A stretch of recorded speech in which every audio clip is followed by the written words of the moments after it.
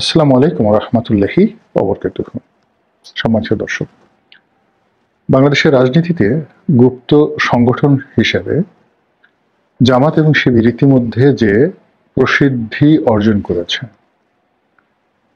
সেই প্রসিদ্ধি অর্জনের সফলতা আমরা দেখতে পেয়েছি দেশের বৃহত্তম দুটি বিশ্ববিদ্যালয়ের ছাত্র সংসদ, কেন্দ্রীয় ছাত্র সংসদ নির্বাচনে। ঢাকা বিশ্ববিদ্যালয় অর্থাৎ ডাকসু এবং জাহাঙ্গীরনগর বিশ্ববিদ্যালয় জাকসু, এই দুটো ছাত্র সংসদ নির্বাচনে জামাত এবং শিবিরের যে বিজয়, ঐতিহাসিক বিজয়, এই বিজয়ের ফলে পুরো রাজনৈতিক অঙ্গনে রীতিমতো জামাত বিরোধী একটা আতঙ্ক ছড়িয়ে পড়েছে।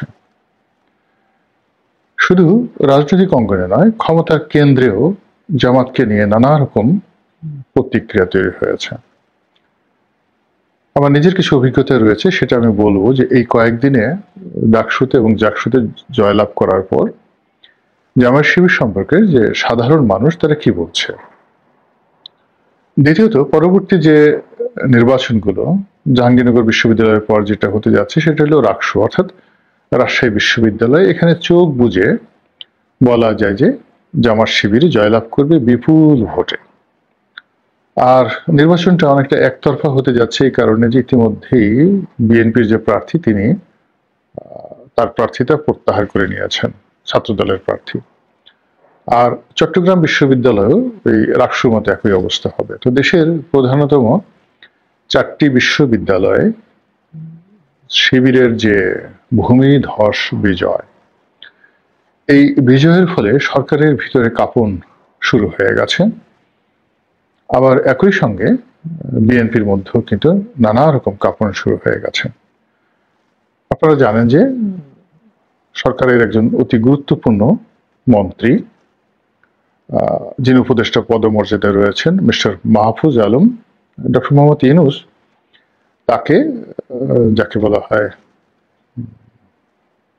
মাস্টার মাইন্ড হিসেবে পরিচয় করিয়ে দিয়েছেন। তো তিনি কিছুদিন দপ্তরবিহীন মন্ত্রী হিসেবে ছিলেন, তারপর কিছুদিন তিনি ধরে এখন তথ্য মন্ত্রণালয়ের দায়িত্বে নিয়োজিত রয়েছেন এবং তাকে কেন্দ্র করে এই মুহূর্তে যে নোংরা খেলাগুলো হচ্ছে, অর্থাৎ তিনি আমেরিকাতে গিয়ে যেভাবে নাজেহাল হলেন, ইংল্যান্ডে গিয়ে যেভাবে নাজেহাল হলেন এবং তার বিরুদ্ধে যেভাবে যমুনাতে এসে সেই বিএনপির লোক, তারপরে অন্যান্য যারা জগন্নাথ বিশ্ববিদ্যালয়ের যারা ছাত্রছাত্রী রয়েছেন, তারা যেভাবে তার বিরুদ্ধে স্লোগান দিল, সান্ডা সান্ডা বলে তাকে গালাগাল দিল, এটা যারা সমন্বয়ক রয়েছেন, নাসিরুদ্দিন পাটোয়ারি, নাহিদ ইসলাম, যারা এখন রাজনৈতিক দল করছেন, তারা ইতিপূর্বে এই মাহফুজ সাহেবের বিষয়টি তারা কগনিজেন্সে ওভাবে নেননি। কিন্তু এই ডাকসু এবং জাকসুতে বিজয়ের পর এবং একই সঙ্গে লন্ডনে এবং আমেরিকাতে মাহফুজের যে যাকে বলা হয় অপমান এবং তাকে কেন্দ্র করে যে ক্রোধ এবং তাকে যেভাবে বিপদের মুখে ঠেলে দেওয়া হচ্ছে বা তিনি পড়ছেন, এটা নাহিদ ইসলাম মানে এনসিপির যিনি প্রধান সহ্য করতে পারেননি।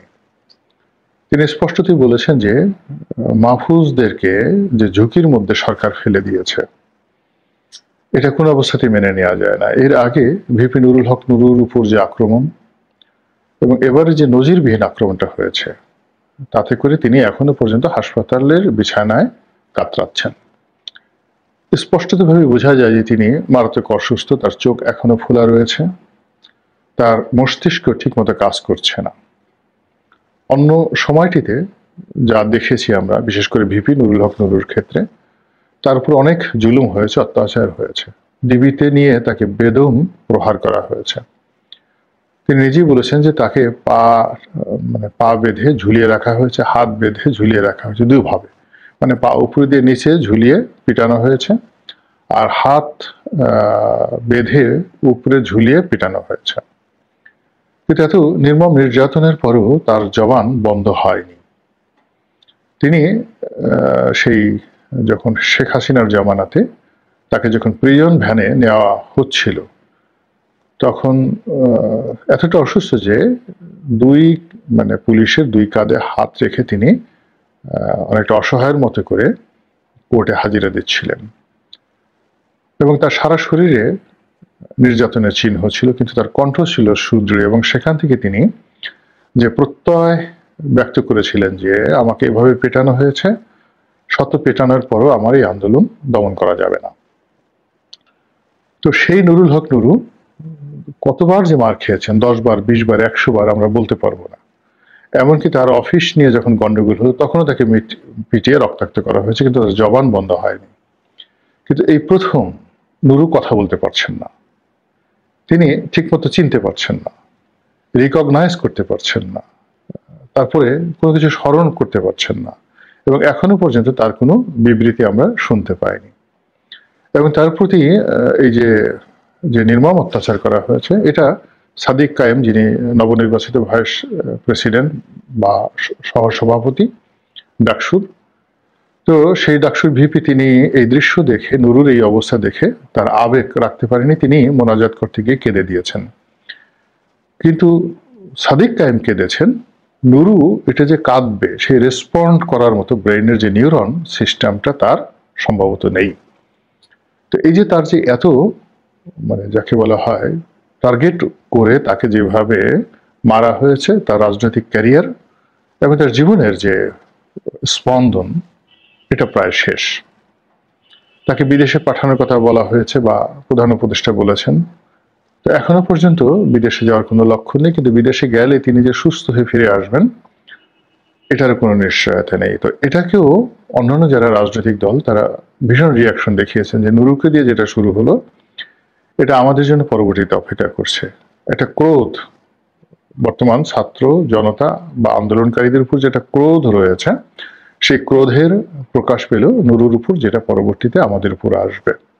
তো এই যখন অবস্থা, তখন মাহফুজ, যার কথা বলছিলাম, তিনি একটা ফেসবুক স্ট্যাটাস দিয়েছেন এবং তিনি বলেছেন যে আর কোনো মওদুদিবাদী সংগঠনের দরকার নেই, এমনি অনেকগুলো প্রক্সি সংগঠন রয়েছে।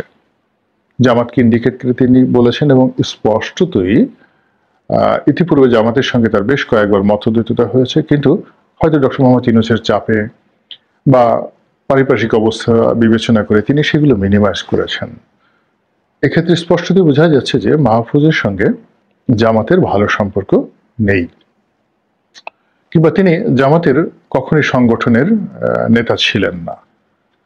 অনেকে তাকে হিজবুত তাহরির নেতা বলে আখ্যায়িত করেন। আমি জানি না সত্য না মিথ্যা, যদি তিনি সেটা হয়ে থাকেন তাহলে আপনাদেরকে বুঝতে হবে যে হিজবুত তাহরির এবং হিজবুত তাওহিদ এই দুটো কিন্তু ভিন্ন সংগঠন এবং দুটোর সঙ্গে বিরোধ রয়েছে। আবার হিজবুত তাওহিদ, হিজবুত তাহরির, এদের সঙ্গে জামাতের বিরোধ রয়েছে। এমনকি যারা এই যে মাজারপন্থী, তারা অনেকে নিজেদেরকে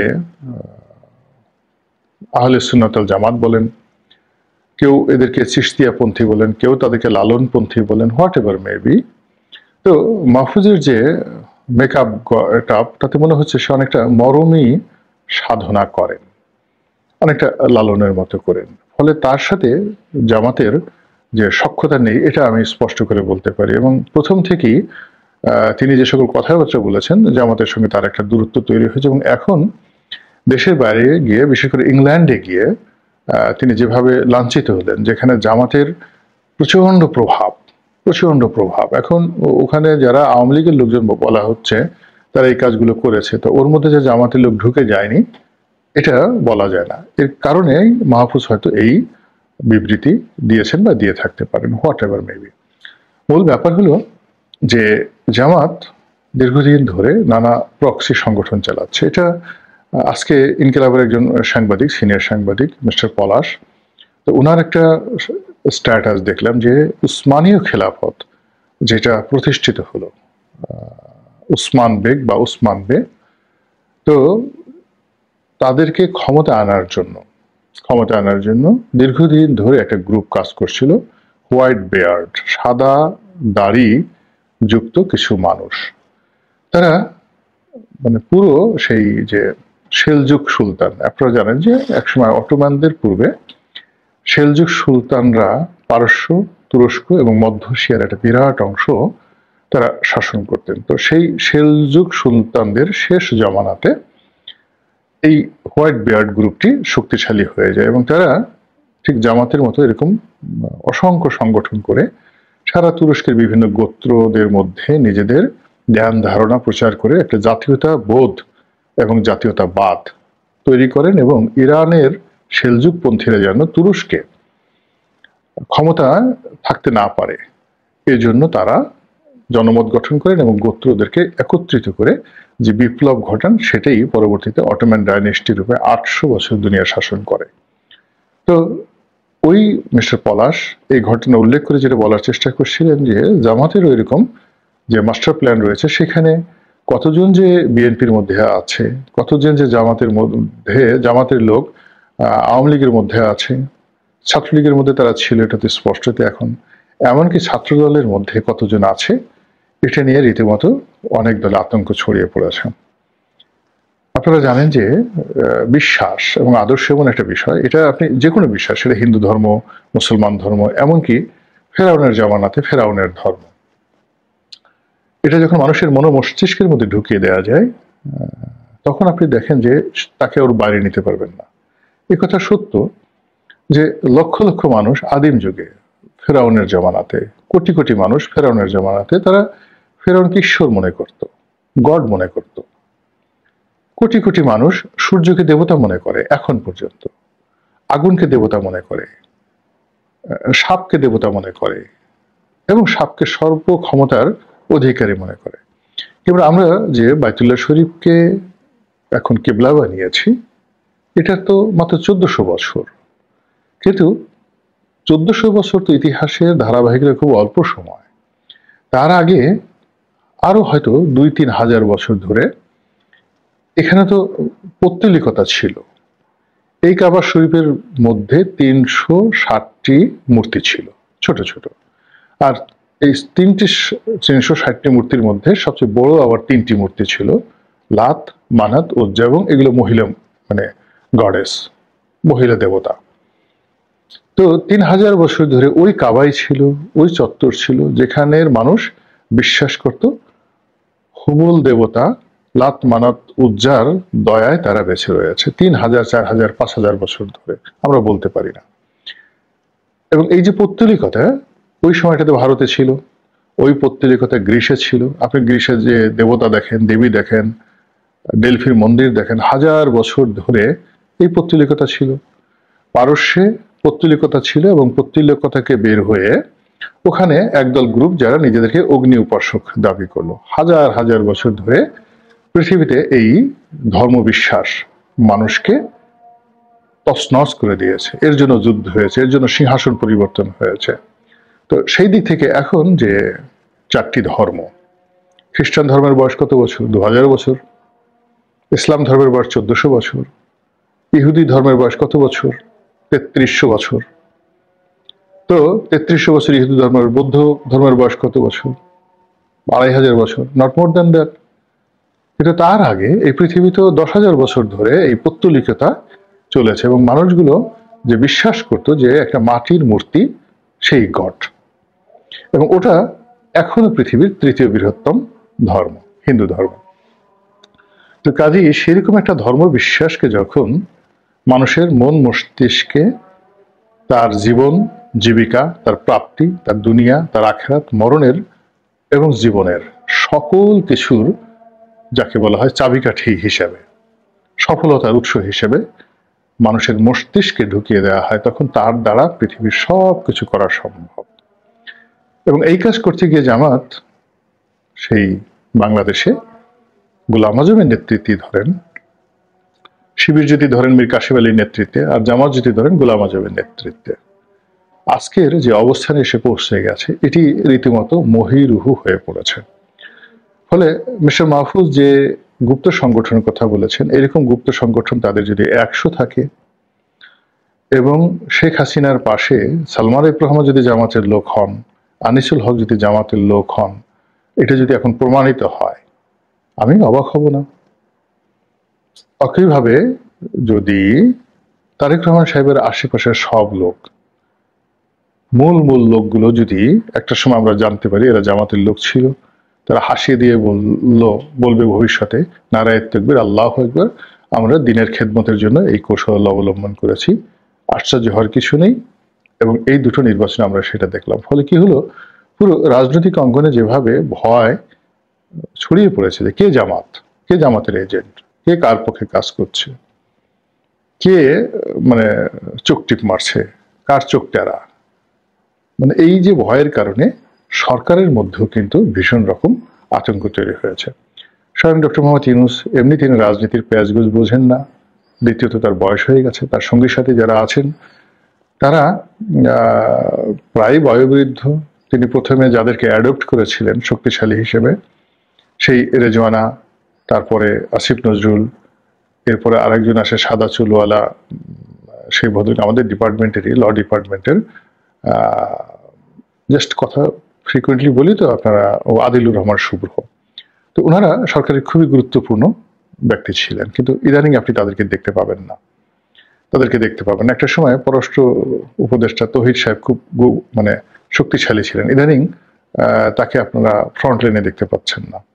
প্রশাসনকে চালাচ্ছে, একসময় আলী ইমাম মজুমদারকে মনে হতো প্রশাসন চালাচ্ছে, কিন্তু এখন সবাই বলছে যে না, ডিফ্যাক্টো প্রধান উপদেষ্টা ফয়জুল কবির, আসিফ নজরুলদের আর এখন আর তেমনি গুরুত্ব নেই। তো এই যে সরকারের মধ্যে যে টানাপোড়েন, সেই টানাপোড়েনও কিন্তু জামাতকে নিয়ে।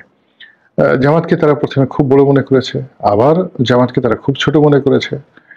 একসময় জামাতের কথা মতো চলেছে সরকার, তারপরে আবার বিএনপির কথা মতো চলার চেষ্টা করেছে, এখন আবার এই যে ডাকসু জাকসু এবং এর যে ভূমিধস বিজয়, এর ফলে সরকারের যে সিদ্ধান্ত তারা পরিবর্তন করতে বাধ্য হয়েছে। ফলে আগামী নির্বাচন এবং চলমান রাজনীতি সব কিছুই কেমন যেন এলোমেলো হয়ে গেছে। মহান আল্লাহ আমাদের সবাইকে হেদায়েত দান করুন এবং হেফাজত করুন। আসসালামু আলাইকুম ওয়া রাহমাতুল্লাহি ওয়া বারাকাতুহু।